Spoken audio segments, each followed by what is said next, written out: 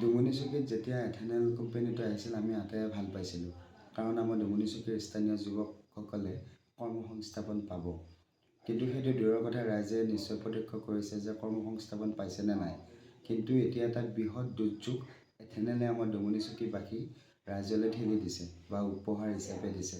এথেনেল কোম্পানীৰ মেচিনৰ দ্বাৰা যি শব্দ প্ৰদূষণ হৈছে, দুভাগ ৰাতি আমাৰ মানুহবিলাক থাকিব নোৱাৰে, হাইৰাণ হৈ উঠে। সৰু সৰু শিশুসকলে জাপ মাৰি উঠে। বিশেষকৈ মেট্ৰিক পৰীক্ষা আহি আছে, এতিয়া ছাত্ৰ ছাত্ৰীসকলে পঢ়িব পৰা নাই, কাৰণ এথেনেলে ৰাতি 4বাৰ 5বাৰকৈ মেচিনটো চলাই দিয়ে আৰু ইমান ভয়ংকৰ শব্দ।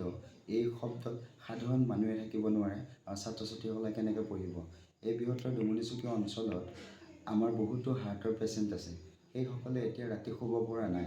তেখেতসকলে ভয়ংকৰ বিপদৰ আগজাননী যেনহে পাইছে। তেখেতসকলে দেহ কঁপি উঠিব লৈছে, কাৰণ হাৰ্টৰ পেচেণ্টেহে জানে এই শব্দই কিমান ভয়ংকৰ বিপদ মাতিব পাৰে।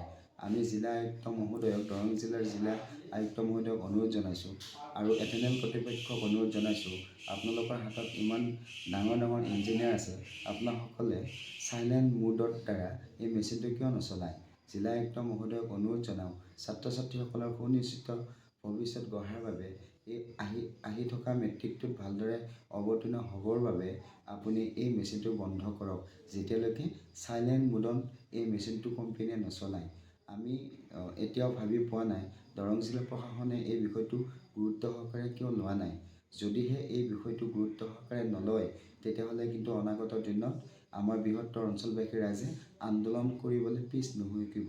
তেতিয়াহ'লে আপোনাসকলে অকণমান অসুবিধা হ'ব।